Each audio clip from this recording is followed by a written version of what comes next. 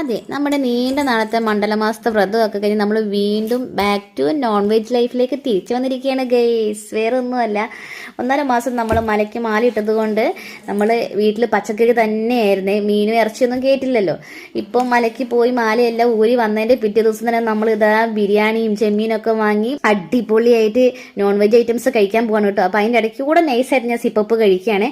എന്നിട്ട് നമ്മളിതാ വീണ്ടും അടുക്കളയിൽ കയറി ചിക്കൻ പൊരിക്കണോ ചെമ്മീൻ പൊരിക്കണോ ഒക്കെ ആയി. ഇതാ നമ്മുടെ ചെമ്മീൻ ഫ്രൈ അടിപൊളിയായിട്ട് നമ്മൾ റെഡിയാക്കി എടുത്തിട്ടുണ്ട്. കാണുന്നുണ്ടെങ്കിൽ ഇങ്ങനെ കഴിക്കാൻ തോന്നും കേട്ടോ. അപ്പോഴത്തേനും അമ്മ ഇതാ ബിരിയാണിക്കുള്ള റൈസൊക്കെ ആക്കി എടുത്തു.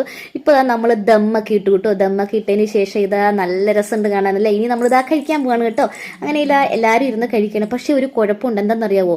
നമ്മൾ 1.5 മാസം ഈ നോൺ വെജ് കഴിക്കാതിരുന്നിട്ട് നമ്മളിത് കഴിക്കുമ്പോൾ അങ്ങോട്ട് ഇറങ്ങണില്ല. പച്ചക്കറി കഴിച്ച് നമുക്കത് ശീലമായതുകൊണ്ട് നോൺ വെജ് കഴിച്ചിട്ട് അങ്ങോട്ട് ഇറങ്ങണില്ലാന്നേ.